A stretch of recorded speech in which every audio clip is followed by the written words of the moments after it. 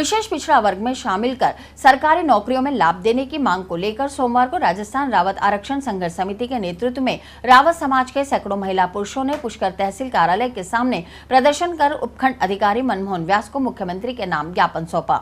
ज्ञापन में मांग की गई कि विशेष पिछड़ा वर्ग में रावत समाज को भी शामिल किया जाए, क्योंकि रावत समाज की आर्थिक और शैक्षणिक स्थिति बहुत पिछड़ी हुई है। रावत समाज आज भी पर्वतों और वनों में ही निवास करता है और पूरा समाज मुख्य रूप से कृषि और पशुपालन से ही अपना गुजारा करता है। ज्ञापन देने से पहले रावत समाज के लोग रैली के रूप में नारेबाजी करते हुए तहसील कार्यालय पहुंचे। रावत सरदारों ने सरकार को साफ चेतावनी दी कि आरक्षण उनका अधिकार है और वे इसे हर कीमत पर लेके रहेंगे। यदि नहीं दिया गया तो समाज उग्र आंदोलन करेगा। गौरतलब है कि पिछले कुछ समय से रावत समाज ने आरक्षण की मांग को लेकर अपना संघर्ष तेज कर दिया है।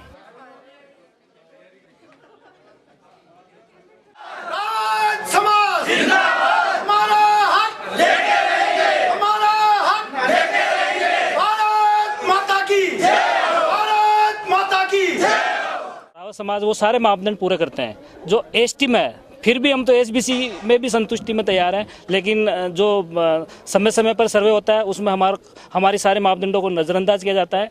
तो समाज ने पूरे आज 22 उपखंडों पे, राजस्थान में 22 उपखंडों पे जहाँ रावत समाज ज़्यादा निवास करता है वहाँ पे एक साथ ज्ञापन दिया है।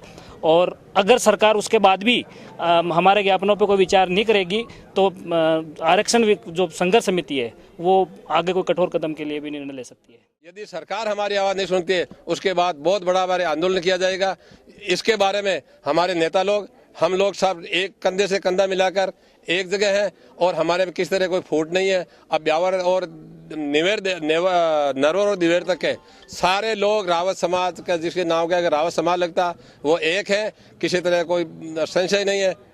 आज इसी लिए ज्ञापन दिया साहब को। वहीं राजस्थान रावत आरक्षण संघर्ष समिति के द्वारा अजमेर में जिला कलेक्टर को ज्ञापन सौंपकर समाज के लोगों को आरक्षण देने की मांग की गई। ज्ञापन की जानकारी देते हुए ज्ञान सिंह रावत ने बताया,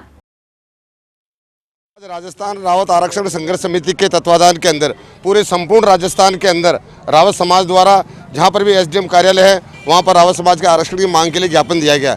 इसी के तहत आज यहाँ अजमेर के अंदर भी हमारे जो रावत समाज की तरफ से आरक्षण मांग के लंबे समय से आरक्षण मांग करता है, लेकिन सरकार इसके उदासीनता बरत रही है।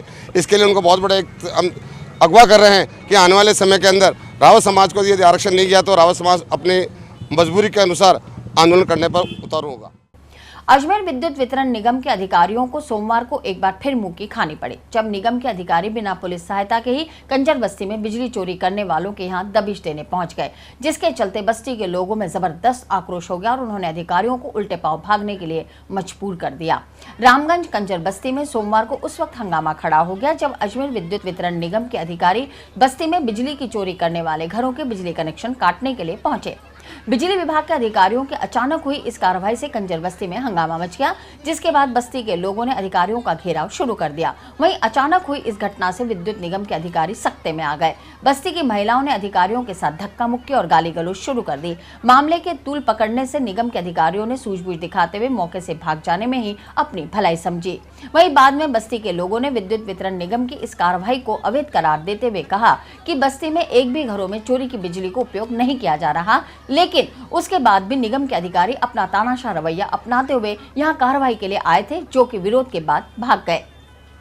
वहीं युवा कांग्रेस के लोकेश शर्मा और स्थानीय पार्षद बलविंदर के साथ कंजर बस्ती की महिला रामगंज थाने पहुंची और निगम अधिकारियों के खिलाफ अभद्रता और छेड़छाड़ के आरोप लगाते हुए शिकायत दर्ज करा दी।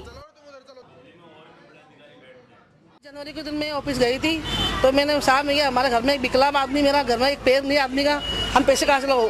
बोले कुछ भी करो कहाँ से लाओ? तो मैंने मेरे पैरे को जेवर बेच के और मैंने 13,000 रुपए भरवाए। तो मैं 27 तारीख को, वो 26 जनवरी को ऑफिस बंद रहता है, 27 को गए तो मैं भर के आई। तो भाई कब लगाएंगे मीटर, कब लगाएंगे? बोला आज आ जाए, कल आ जाएंगे। अभी आए तो हाथ पकड़ने लग गया और तो हाथ लगाने लग गई, वो करने लग गए। तो बोला क्या कर रहे भैया, मैं क्या करो? फिर बोला मैंने बोला सीधी उतनी उतार लो, बोला करेंसी मत काटो। बोले फिर मारपीट करके फिर आदमी क्या बोलना है? 13,000 जमा है मेरे मीटर लगाने में, रोज जाती है बिल मेरे पास में हो 13,000 का है, तो कोई भी नहीं आता लगाने में। 4 बार जाकर आ गई। आज सवेरे एवीएनएल के कुछ कर्मचारी और कोई अधिकारी कंजर बस्ती के अंदर आए औचक निरीक्षण के लिए। वहाँ तक बात ठीक थी, वो आके रुके और सीधे उनके घरों के अंदर लात मुँह से मारते हुए औरतों के ऊपर, और वो अंदर चढ़ गए, जिसमें बच्चे भी नहा रहे थे अंदर, कई बच्चियाँ भी थी। मैं उस वक्त, मेरा इंस्टेंट वहाँ पहुँचना हुआ मेरे वहाँ पहुँचते देखा तो यहाँ भीड़ लगी हुई थी, ये लोग काफ़ी आक्रोश के अंदर थे लोग। मैंने इनको समझाया, उनको बुलाया तो वो बोलते हैं कि बिजली के इनके ये चोरी कर रहे थे, जबकि वहाँ पे चोरी जैसा एक भी साक्ष्य नहीं मिला। मैं खुद वहाँ पर खड़ा हुआ था, उनको मैंने कहा कि आप दिखाइए कहाँ चोरी हो रही थी, तो वो दिखा नहीं पाए। मैंने कहा आपने कोई फ़ोटो खींची है, तो वो फ़ोटो भी नहीं दिखा पाए। मैंने उनसे जब ये पूछा कि आप लोग बिना किसी सूचना के इनके घर के अंदर कैसे घुस गए, तो उसके पास उनके पास कोई जवाब नहीं था। उन्होंने बूढ़ी औरतों के साथ में लात घूसे भी चलाए, गालियां बकी, और लड़कियां नहा रही थी, उन लड़कियों की भी उन्होंने शर्म नहीं करी। इसके लेकर के भी यहाँ पर रामगंज थाने पे आए रिपोर्ट करने के लिए। और जबकि इनके सबके बिल जमा हैं, इनके पास रसीदें हैं, बिलों के कॉपियां हैं, उसके बाद भी इस तरह का निरीक्षण करना और मीटर उखाड़ के ले जाना, ये कोई न्याय संगत कार्य नहीं है।